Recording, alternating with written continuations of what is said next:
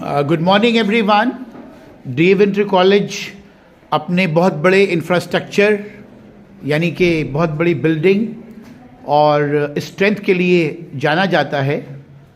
यहाँ पर दो बिल्डिंग्स हैं और इस वक्त हम नई बिल्डिंग के ड्राइंग एंड पेंटिंग वाले डिपार्टमेंट में मौजूद हैं। यहाँ बच्चे इस वक्त काम कर रहे हैं, आप देख सकते हैं।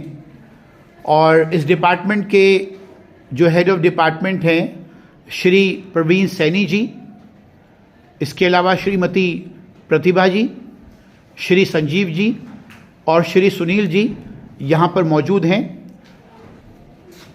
पेंटिंग्स को आप देख सकते हैं कि इस कमरे के लगभग चारों तरफ जो पेंटिंग्स हैं वो मौजूद हैं।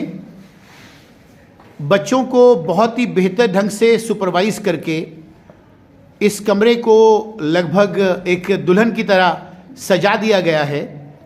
और बहुत सारी पेंटिंग्स आप पीछे देख सकते हैं, उनको जगह नहीं मिल पाई है किसी भी दीवार पर। यानी कि यहाँ पर जो क्रिएटिविटी है वो अपनी इतनी बुलंदी पर है कि पेंटिंग्स के ढेर लग जाते हैं, लेकिन दीवार पर आने के लिए बड़ी मेहनत करनी पड़ती है। इस बारे में हम बात करेंगे प्रवीण सैनी जी से, जो हेड ऑफ डिपार्टमेंट हैं। सर, बच्चे जो हैं वो यहाँ पर क्या क्या बच्चों को किस तरह से ड्राइंग और पेंटिंग सब्जेक्ट पढ़ाते हैं आप सर? धन्यवाद सर। जैसे आपको विदित है कि हमारे प्रबंधक जी, हमारे माननीय प्रधानाचार्य जी और समस्त स्टाफ और समस्त हमारा आर्ट डिपार्टमेंट का बड़ा योगदान इस की भूमिका में रहा है। और हमारा प्रयास रहता है कि हम खाली चित्रकलाएं नहीं, वरन जितने भी ललित कलाएं हैं, चाहे वो मूर्ति शिल्प में हो या पेंटिंग में हो, वाटर कलर से डिफरेंट मीडियम में, ऐसा सिखाने का प्रयास रहता है।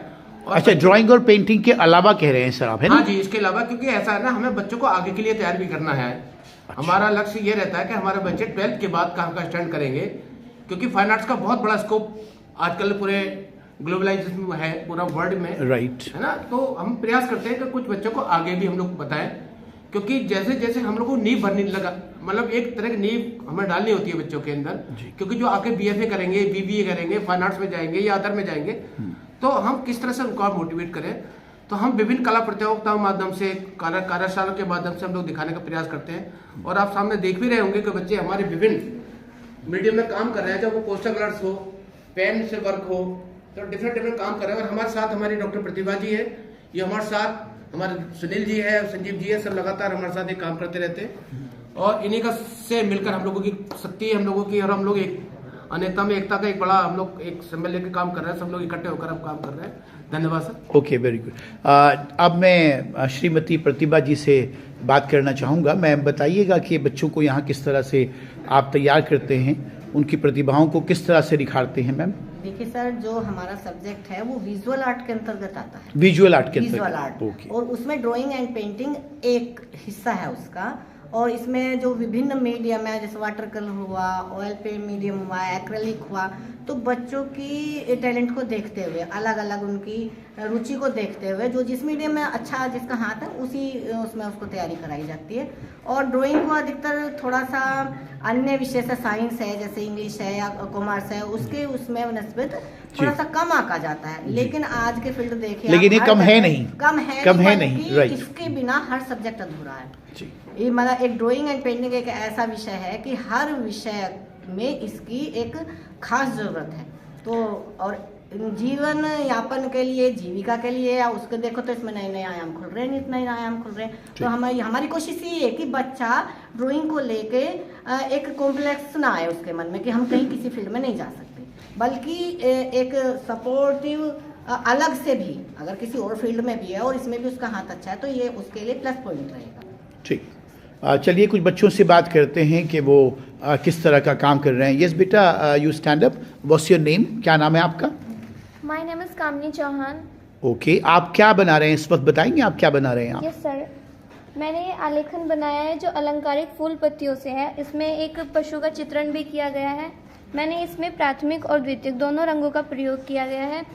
और मैंने इसमें विरोधी रंग का इस्तेमाल ज़्यादा किया है, क्योंकि विरोधी रंग अलंकारिक आलेखन के लिए बहुत कॉन्ट्रास्ट, यानी कि आप कहना चाह रही हैं विरोधी रंग। अच्छा, तो बेटा आप 12th के बाद आप को क्या लगता है कि जितनी मेहनत आप कर रहे हैं ये आगे आप पे किस तरह से काम आने वाली है? यस सर, दैनिक जीवन में तो सर यूज़ इसका बहुत ज़्यादा है। हर एक घर के सजाने की चीज़ से लेकर कुछ भी छोटी चीज़ हो या बड़ी चीज़ हो, हम जहाँ भी देखते हैं आर्ट अधिकतर मिलता है हमें। भले ही हम उसे छोटा आंकते हैं लेकिन वो छोटी नहीं है सर। इसके आगे मतलब इसके थ्रू मैं बहुत कुछ कर सकती हूँ, मुझे ऐसा लगता है। ओके, थैंक यू बेटा। आप ज़रा बॉयज़ में से किसी से बात करते हैं। यस, आप बेटा क्या बना रहे हैं बताइएगा ज़रा, इस वक्त आप क्या बना रहे हैं? सर मैं इस वक्त लैंडस्केप बना रहा हूँ। लैंडस्केप? जी सर। अच्छा, तो लैंडस्केप में आप बनाते वक्त किन बातों का ख्याल रखते हैं? सर ज़्यादा से ज़्यादा सफाई को। अच्छा अच्छा, ठीक है। तो सर यहाँ पर जो बच्चों को सुनील सर थोड़ा आप बता दीजिएगा, बच्चों को जिस वक्त आप क्लास में कोई वर्क देते हैं या होमवर्क देते हैं या खुद बनाकर जो डेमोन्स्ट्रेशन देते हैं, तो उसमें आप किन 4-5 जो कलाकृतियाँ हैं मतलब उसमें किन बातों को आप प्रेफरेंस देते हैं सर? बैठे बैठे बोलिए, नो प्रॉब्लम। ये सर ये लड़का बना रहा है लैंडस्केप जी, इसमें मेन चीज़ है पर्सपेक्टिव। पर्सपेक्टिव जी, अच्छा ठीक। चलिए संजीव सर थोड़ा आप भी बताइएगा कि बच्चों को जो है 9th से लेकर 12th तक यहाँ पर तैयार किया जाता है, तो 4 साल में जो बच्चा बिल्कुल एक लेमैन की तरह आता है यहाँ पर, तो आप उससे क्या उम्मीद करते हैं कि वो 12th तक, जैसे इस लड़की से हमने बात करी है, बहुत अच्छी ड्राइंग है, इसके अलावा ही बहुत सारी लड़कियों की अच्छी ड्राइंग है, तो सर क्या निखार उनमें आता है, क्या क्या बनाना सीख लेते हैं वो? सर हम ये सोचते हैं जब भी बच्चा जो है क्लास के अंदर एंट्री करता है, तो जब भी एंट्री कर जाए तो यहाँ से कुछ ना कुछ सीख के जाए। ठीक। और हम जो है उसे जब तक सिखाते हैं जब तक जो है वो सीख ना जाए। और इसमें जो है सबसे पहले हम कलर की उसको जो है नॉलेज देते हैं, उसके बाद में उसको कौन सा कलर कहाँ पर कैसे इस्तेमाल करना है, कैसे इस्तेमाल किया जाता है, और कहाँ पर गर्म कलर लगाया जाता है, कहाँ पर ठंडा कलर लगाया जाता है, ये सारे कलर की नॉलेज जो है उसको बैठाकर प्रैक्टिस में ही कराया जाता है। और फिर जो है जब उसको कलर लगाना आ जाता है तो उसके बाद में जो है उसको पर्सपेक्टिव का सिद्धांत हम उसको सिखाते हैं, कौन सी चीज़ हमें जो है पास दिखानी पड़ती है, कौन सी चीज़ जो है हमें दूर दिखानी पड़ती है, कितने स्पेस पर जो है दूर का इफेक्ट देगी, कितने स्पेस पर जो है पास का इफेक्ट देगी, ये सारी चीज़ें जो है प्रैक्टिस से ही कराई जाती है। इसके अलावा मैं आपको बता दूं कि जब भी विद्यालय में कोई प्रतियोगिता होती है, कोई भी किसी तरह का प्रोग्राम होता है, चाहे वो नेशनल डे सेलिब्रेशन हो या किसी और तरह का, तो कॉलेज को जो डेकोरेट करने का काम है वो यही विभाग करता है, और हमारे यही टीचर्स हैं जो बच्चों की मदद से पूरे कॉलेज को डेकोरेट करते हैं। Okay, thank you so much all of you. थोड़ा जूम करके पेंटिंग को कब अगर दिखा देंगे दर्शकों को तो बहुत अच्छा लगेगा। अच्छा, ये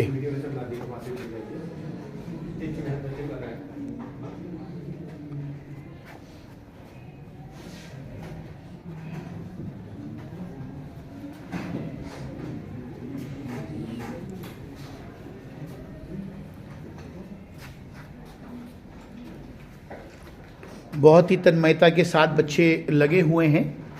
और यहाँ पर एक चीज़ जो मैं नोट कर रहा हूँ वो ये है कि ज़्यादातर बच्चों का हाथ बहुत साफ है, और जितना वर्क मैं देख रहा हूँ जो मेरी नज़र के सामने है उसमें मुझे कहीं भी कोई कोताही, कोई डर्टीनेस, कोई रंगों का फैलाव नज़र नहीं आता, बल्कि एक जो सिमेट्री है वो नज़र आती है, और किस तरह से रंगों का इस्तेमाल करना है, कैसे कैसे बनाना है, सब कुछ इसका जो ये मार्गदर्शन जो है सर आपका, ये यहाँ पर नज़र आता है। Thank you so much sir. Okay sir.